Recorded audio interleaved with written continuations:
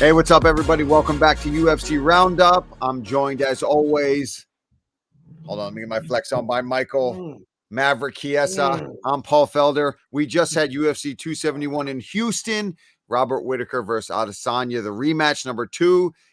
Michael, like we said, it went all 5 rounds. It was a much closer, competitive fight. People arguing over how it should have went. The scorecards, we have a lot to get in, so let's just get right into initial reactions. Kind of everything that we talked about, Michael, kind of played out. We talked about how, Whittaker was going to have to use that wrestling, how Adesanya was going to be more developed, have better takedown defense. Even if he hit the mat, he was able to pop back up.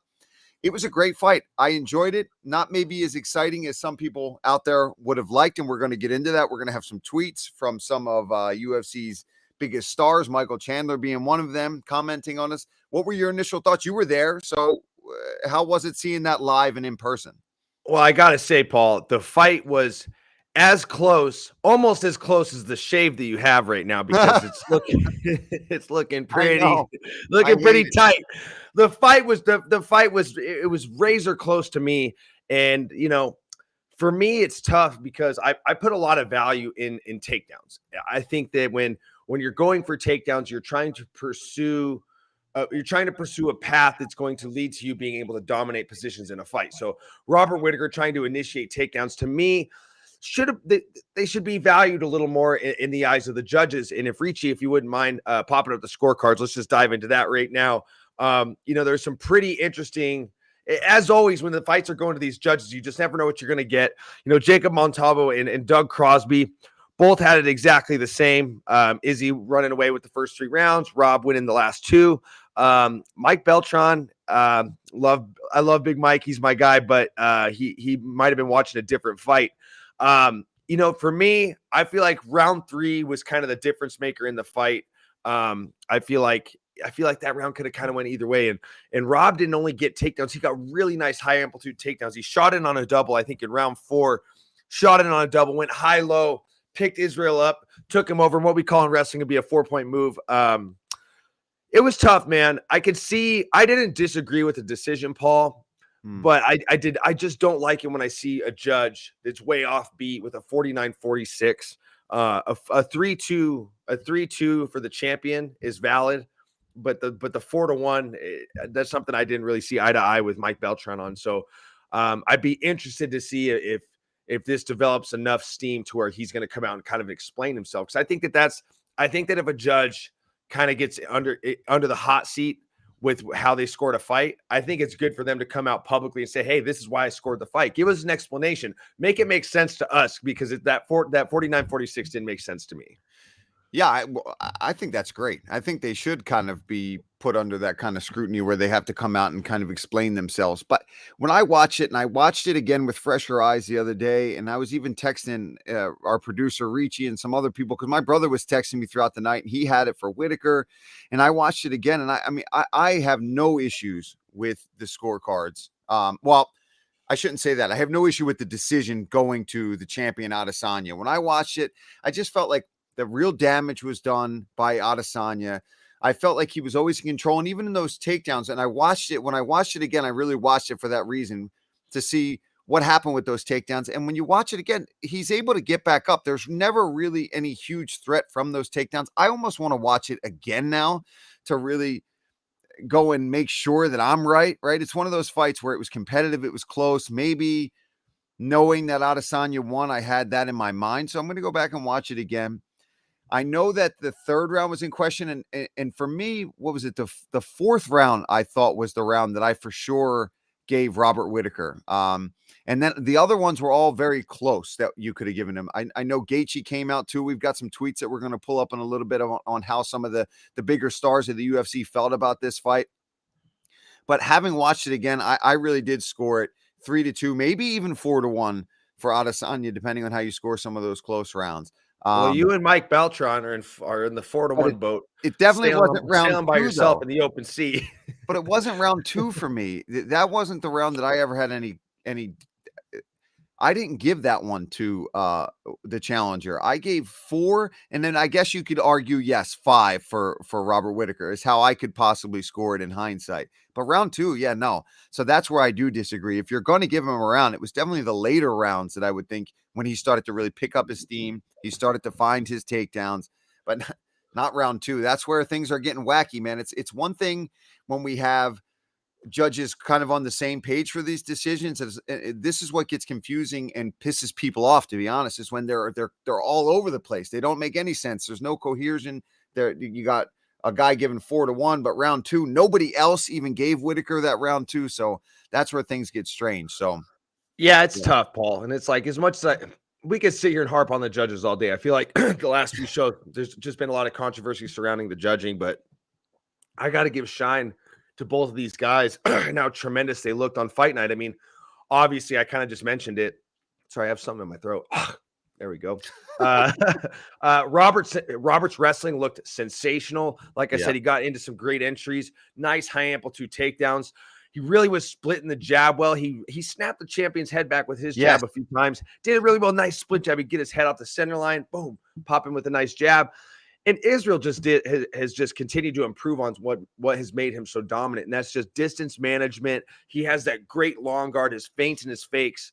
When you're standing, I can't imagine what it's like to stand in front of the champion, because just standing octagon side and watching his fights, it's like his fakes and his feints.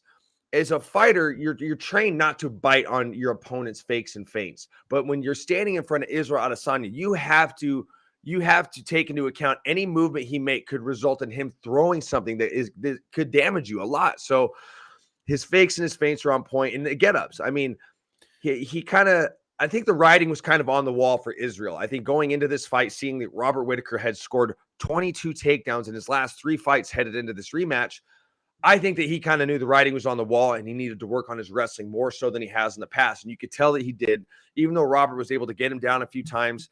He never really was able to secure it. So Israel just continues to build on what has made him so great. And it's I'm sure I know what this is going to segue into. We're going to start talking about what's next for the champion, because we know Robert Whittaker's adamant. He came out and said, look, the third fight's going to have to happen, and I don't care who I got to fight to get there. I'm going to kick everyone's ass until I get to that third title fight. But for Israel, Paul, I got to ask you, there's a lot of options there for him. And, I think we can't go there without talking about our man, Jared Cannonier, and his fight versus Derek Brunson. Yeah. I picked him because I had a feeling that as the fight carried on, that Cannonier was a savage, and that he was going to be able to deal with those takedowns. He got hurt at one point, but he's just motivated right now, man. You can tell that this is a man on a mission. He is dying to get to that title fight. And now that Izzy's there, Izzy wants him. I think this is the fight to make 100%. It's going to be more of a striking affair. I think we're going to see a much more exciting fight out of Adesanya because he's got that challenge in front of him of somebody who isn't going to be able to have that ability to wrestle him. Now, Whittaker, we've known him more as a striker over the years, but like you talked about, having that many takedowns in his last few fights, he has really worked on that wrestling game. Cannonier, I feel like he's going to go out there and he's going to try to knock him out, right? That's his path to victory. So it's going to make a very interesting fight for Adesanya. But the savagery of those elbows that we saw with the ground and pound from Cannonier was unbelievable. That's what I'm talking about. I talk about it on broadcasts all the time. And if Brunson had done a little more of that when he got some of these top positions, or controlled him there and started hammering away with punches and elbows, it could have been a different outcome. Some of these guys, I feel like they're so desperate to hold on and keep you there that they forget that they've got to try to damage you at the same time. It's a fist fight. Cannonier, once he had him hurt and got on top, those elbows were scary. So much so, the towel got thrown in from the corner. I'm pretty sure the fight was already on its way to being stopped anyway. But man, I mean, when you put a stamp on it like Cannonier did, and there's been a lot of middleweights trying to rally their way into that title shot, you give it to him. Strickland did a great job, had a fantastic fight. I think you match up him potentially with Rob Whittaker. Give Rob that one more shot. Okay, go beat one more contender. That was a super close fight. A lot of people argued that maybe you won that fight, but we don't want to see it right away. We've already seen you fight twice. There's got to be a buffer in between there. 1 or 2 fights. I think you match him up with oh my God, I just said his name. Strickland. and then you give Cannonier the title shot. Done. Just match made. Look, we got Sean Shelby in the house over here. Sean Shelby, Mick Maynard. Get out of my way. Get out of my way. What a contrast in styles in terms of how Cannonier and Izzy kind of approach these fights. I think this is a great time to bring in Michael Chandler's tweet talking about point fighting. Reach, if you want to pop that up on the screen for us. Michael Chandler tweeted out, "Trust me, I love Izzy, but we have gotten to a point where a dominant champ just needs to stand there, throw a few shots per round, and he will not lose unless he gets caught, and he will always get the nod. Izzy got paid on this last contract. Go fight. Don't you dare spar." Ooh, man. Well, I hate to be hard on Michael Chandler because I love me some Iron Mike. I think he's an awesome guy, but that's coming from a guy who's he's speaking to his own style. Like, it's like he's almost talking about how he would go out there and handle his title fights. He's an awesome at entertaining fans, but you got to find the balance where you want to be fun, you want to go out and get finishes, but you also don't want to be reckless. You got to find the balance. And Izzy might have. Let's take into consideration as well, Mr. Chandler. I'm speaking to you. Robert Whittaker's just that good. You can't just go out there and open up and take a ton of chances. You might get knocked out. Like, Robert Whittaker's that good. It's just Israel might be the only guy that can beat him in the octagon. He's the only guy that's beat him at 185 pounds. You got to take that into consideration before you put out tweets like that. And for Cannonier, I mean, you couldn't be any more right. Cannonier's style adheres more to what Michael Chandler is saying. Cannonier is going to go out. He's going to try to get in Israel's face. He's going to try to land big shots. If he's able to get him down, he's going to try to land that devastating ground and pound that we saw. And Paul, if you ever put your arm around Jared Cannonier, the guy is rock solid. Like, he is like, you could tell he's got big bones. You can see where his power comes from, and he is dense at 185 pounds. People forget Jared Cannonier made his UFC debut at heavyweight. He was over the light heavyweight limit. He was walking in at it, in the mid 200s, made his way to 205, dropped the extra 15 to 185, and he is solid. He has a ton of power. And, maybe his style would adhere to the way Michael Chandler likes to see challengers and champions go out and fight. But I'm never going to disrespect the champion, Israel Adesanya, for fighting. Paul, is as well as I do, middleweight's a Shark Tank. So you can't guarantee that you're going to go out there and have a barn burner every fight. You go out there and take unnecessary risks. You can find yourself getting knocked out. Now, with all this being said, talking about challengers and where I kind of view how the matches should be made, I think Cannonier should get the next shot at Israel Adesanya. I think Sean Strickland should get Apollo Costa or even a Marvin Vettori, because look, I know that he says, I'm not fighting Marvin Vettori unless there's a ton of money on the line because they were teammates for so long. But Sean, if you want to get to a title fight, that's just what you're going to have to do.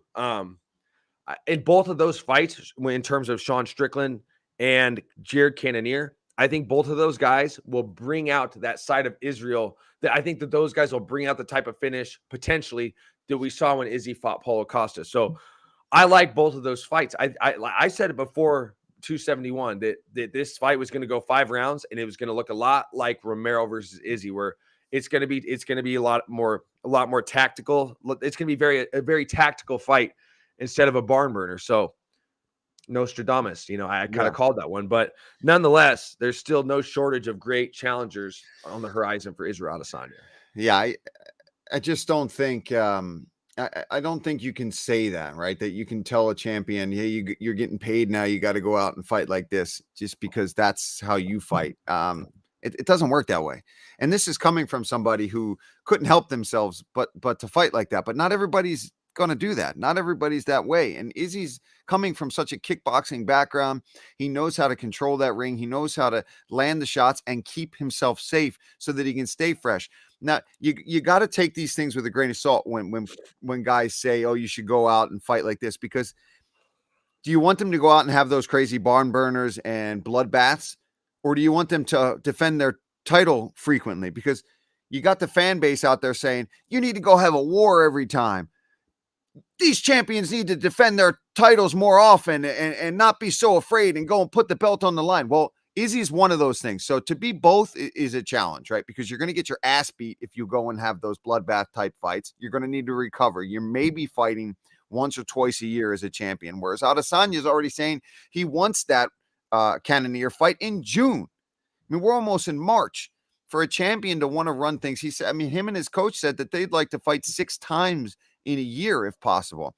Now, I don't know if the UFC is going to be able to do that. They don't want to market their champions. There's other champions. They got to headline certain fights, but you can't have it all, right? You can't have a champion that's going to go out there and just leave it on the line, try to go out on his shield, and also consistently fight every few months. So, you know, you're going to have to give and take a little bit on these kinds of situations for a champion. Yeah. I want to see him be consistent. I like that. I like that Izzy is ready to run it back again. And sometimes we'll see a knockout, or maybe we'll see him lose, but at least he's willing to put that belt on the line, which is more to say than a lot of other champions are willing to do.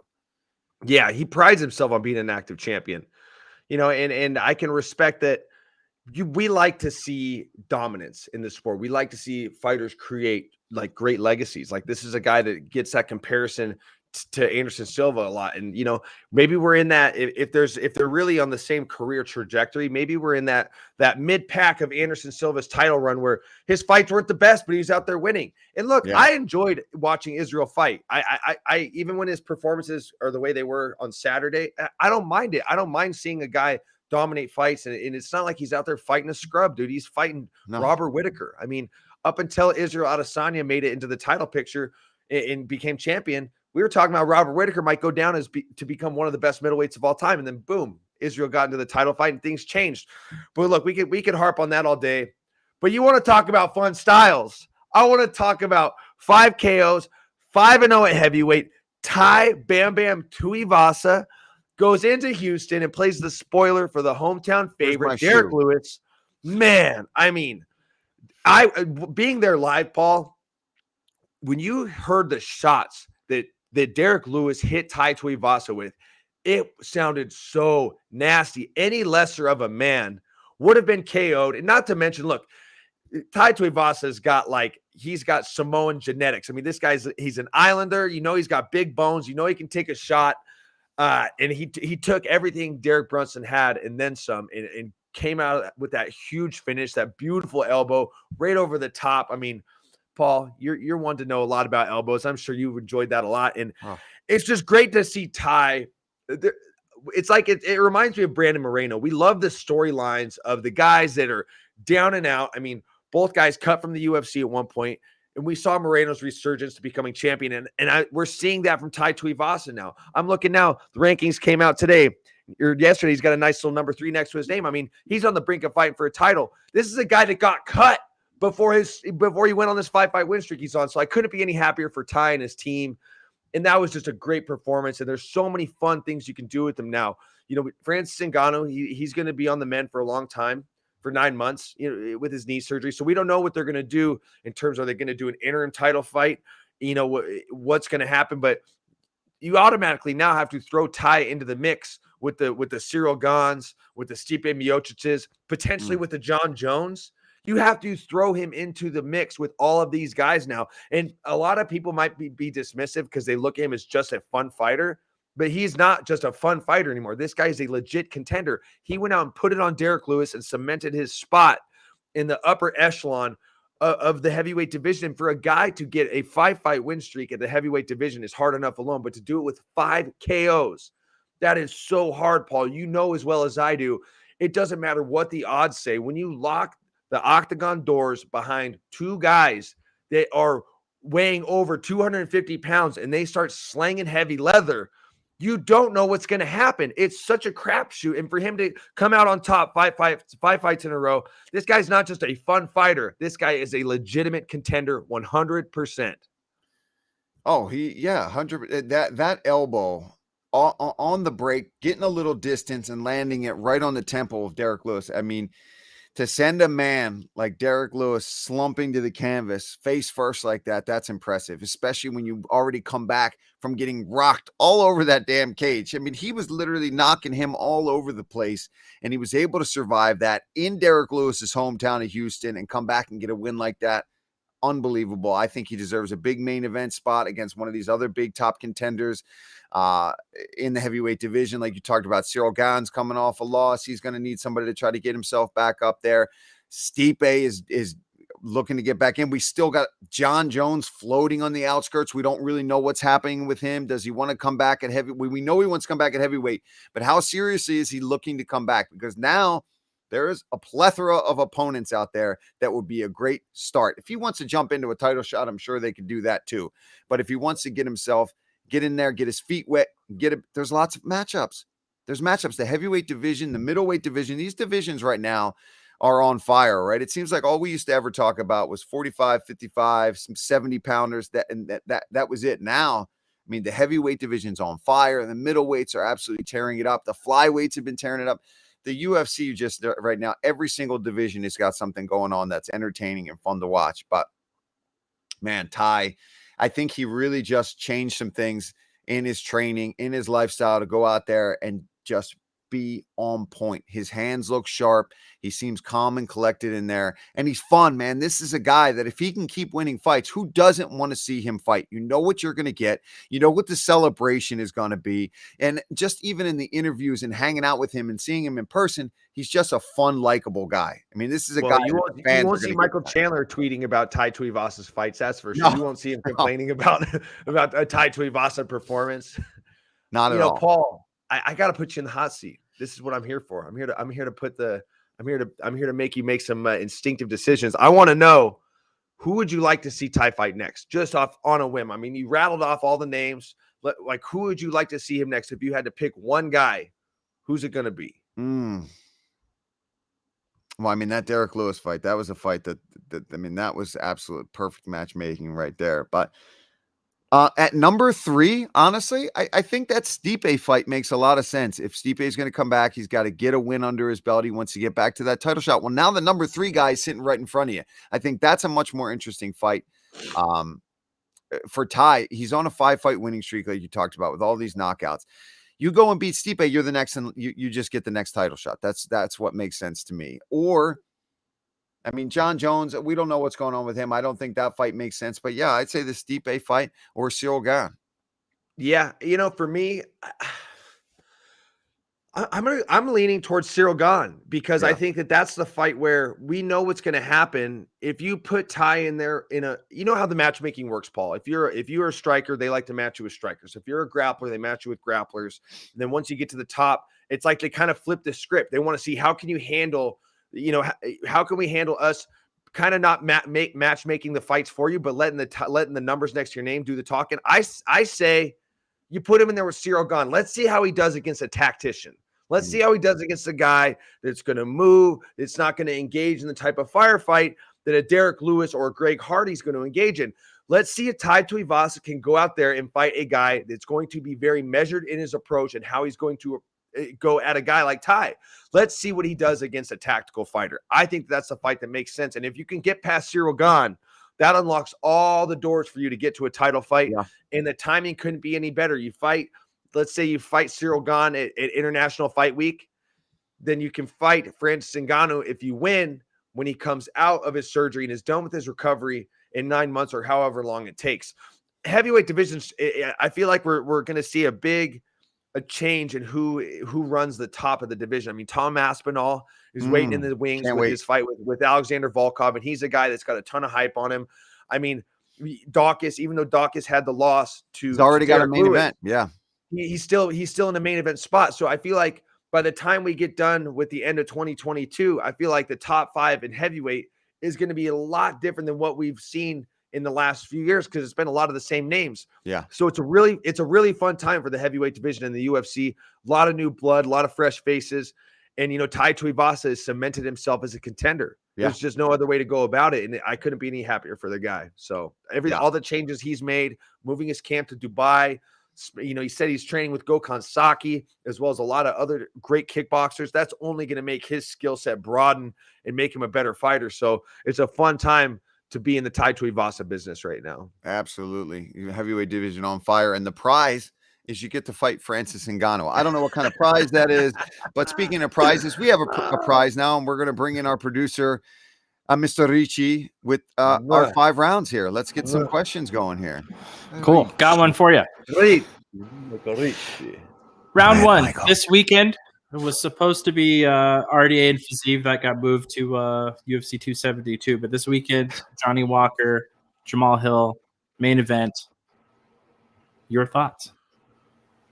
Dare I ever pick against Jamal Hill again, because he won his last fight and then proceeded to come at the complete desk show staff. I mean, I think it was me, Dean, Karen, and Rashad, and he was not super happy with us. And you know what? I think Jamal Hill has really turned in a corner. He looked sensational in his last fight. Johnny Walker's a guy that's willing to go out there and take chances. And I think that with the way that Johnny Walker goes about his fights, I think he can play into Jamal Hill landing that sneaky left hand. Does a good job measuring his distance and finding a home for it. He's just an awkward guy to train for. He moves awkwardly. He's got awkward timing. And I see Jamal Hill coming out on top, and I see him getting a finish this fight. Yeah, I can't talk about, what I think is going to happen and finishes and such like that. But obviously I was disappointed when we lost the RDA fight and Fazeev fight because, man, I'm pumped for that one. I think that's a very interesting matchup. But I'm excited for this main event. I'm very excited to see Jamal Hill get a main event. I feel like he's deserved that. He's just been one of these dark horses of the division, kind of sneaking through, knocking people out, looking fantastic. Had a setback with his arm injury and things like that. Paul Craig fight at 263, I think. Yeah, and it got it all dislocated. He was actually, I think, okay. It was just a kind of a scary looking dislocation, but both guys awkward. I think that's what makes this so interesting. Jamal Hill, a little more conventional, using his boxing to his advantage, but anytime you're facing Johnny Walker, you don't know what you're going to get. I mean, he's a wild card for sure. So I think it went from interesting co-main to an even more interesting five. I'm pretty sure they're making it 5 rounds, right, Richie? Yes, sir. All right. Yeah. So, I mean, we'll see how that affects them. I think that favors Jamal Hill. Yeah, I agree with you. I think it definitely favors Jamal Hill. Was it 262 or 263 where he got his arm dislocated, Richie? I can't. 263. 263. I had nailed it right the first time. Yeah, dude. I think Jamal, I mean, once you get, how the fight game is, Paul, you only learn from your losses. And I think that now that he's gotten that one behind him, I think that we're going to see the better version of him moving forward. And I agree. I think the 5 rounds favors him. He's very efficient. He's not a guy that it doesn't really seem like he has to load up a ton on his strikes. He's efficient with how he handles his power. And he's really good. He's really good at landing that left hand. So I'm excited to watch this main event this weekend. Yeah, absolutely. Round 2, Richie. Yeah, more look ahead. The following week, 26th, Hill and Dariush, Islam Makhachev. Great lightweight main event. Yeah. I mean, I got bold with some predictions. And I said that, if I had to, I forget, I was on Damon Martin show. I was doing just crazy predictions. And we were doing it on here. We did it on here too. You predicted Hill and Dariush is lightweight champion. Yes, that's where it was. Yeah. I think that's the fight. And obviously I don't know if that's going to happen, right? We're doing bold predictions. But I think it could. I think Beneil is just one of the most, and he's pretty well known and has fought and has a lot of respect, but I still feel he's underrated as far as how damn good he is at lightweight and who he's beaten and the caliber of opponents that he has had to face over the years. We're going to learn a lot about Islam in this one. And I'm not saying I think Islam can go out there and be dominant and win the fight as well. The guy is an absolute savage. He's a stud. He's young. He's coming from the right camp. He's got the right people behind him. But this truly is his biggest test to take out somebody like Beneil. Yeah. And his strength of schedule is so much better than Islam's, but that's not Islam's fault. Or actually, I take that back. That is Islam's fault because everybody's avoiding Islam like the plague. Nobody wants to fight Islam Makhachev because everybody he is viewed as the protege of Khabib Nurmagomedov, and he very well could be. I mean, Khabib has moved from fighter to coach. We know that he's very involved in Islam's camp. I know that Islam's at AKA right now in San Jose training. But with Beneil, he's got a damn good shot at winning this fight, but he has to keep his feet on the ground. And I don't want to dive too much into the X's and O's because I'm going to turn round 2 into a half-hour long show. But all I know is Beneil Dariush does have the skills. He's got the camp. This fight has the potential to be something very, very special. I love seeing when two of the best guys in the division lock horns to fight to see who fights for the title next. Sometimes I feel like they kind of eclipse each other a little bit. Sometimes I feel like the two best guys are kind of a little bit away from each other in terms of the rankings. So we don't get to see the two very best guys fight for the title. And that's what this fight's going to be. I think it's going to be something special. I'm super excited about finding out. Is Islam Makhachev the real deal? Or are we going to see Beneil get to that title fight that's eluded him for so long, so much on the line? It's going to be a banger. I'm looking forward to it. Okay, round 3. Got the promo. In honor of Tai Tuivasa and the Shoeys, I'm going to ask you guys a would you rather. So trying to incorporate your extracurricular activities. So would you rather do a shoey out of a sweaty triathlon sneaker, like after a triathlon, or would you rather do one out of a sweaty wool sock snowboard boot, like Michael? I'm taking the snowboard boot, man. I don't know. Yeah, my feet actually are cold. My feet are mostly, I have bad circulation in my feet. So my feet primarily are cold when I'm snowboarding. So I'm sure if I went and grabbed my snowboarding boots, they probably smell a little bit funky. But yeah, I don't know, man. Triathlon shoes, that's next level. You do not want to drink anything out of my cycling cleats after a race, because I'll tell you this, little known secret out there, if you've never done a triathlon, even the short distance ones take over an hour sometimes. These 70.3s that I do, I'm doing them, 4:45, 4 hours and 45 minutes of nonstop sweating. And for the bike, that's the longest portion of the whole thing, right? It's anywhere from 2:15 to 2 hours and 45 minutes. I don't stop for potty breaks, guys. Okay? Oh, God damn. I let it rip. Oh, man. I let it rip. So not only do I need a shower after, my bike needs a shower, but those cleats, they smell like a diaper by the end. So go ahead and chewy that one, Tai Tuivasa. I'll bring it to the next fight you have. Oh, my God. That's like, that made me think like at the press conference before 271, when he's like, what if Derek Lewis throws you his cup? He's like, oh, I'll do a cuppy. I'm like, that sounded bad. This takes dude, that sounds way worse. Ugh, I mean, God. You're talking like I'm blowing snot rockets. I'm peeing myself at points. There's mud. There's debris. There's rocks. There's dirt and grass. God. Oh, yeah. No. Oh, no. So literally anything else. 4. Go on to 4. Move on to number 4. Yeah. All right. Number 4. Number 4. I saw somebody, Adam's Apple, hopefully I'm saying that right, grabbed Nate Diaz and asked him about fighting Connor. And Diaz said, not right now. He's not ready. And he wants to fight Poirier. He's really pushing for it. Feel like we're getting closer. I want to say something about this. I'm telling you, Nate Diaz has become the Robin Hood and the Batman of the UFC. He's not the hero you wanted. He's the hero you need, right? He picks out these guys for these legacy fights, for these money fights, because they're the G's throughout the organization that he feels should be on the level with him and getting paid. Now, he might not like Dustin. That might be part of the reason they have this beef, but really I think it's because there's respect. And he'd rather fight him. I mean, he fought Leon Edwards. Like he didn't have to really rally for that fight. He could have skipped past having to fight a Leon Edwards, but Leon needed a fight. He deserved that kind of fight. I'm not saying this is necessarily how Nate's thinking of it, but it's how it looks on the outside, that he's picking these guys and almost like bringing them up with him. Like, here's your come up. Let's go get paid.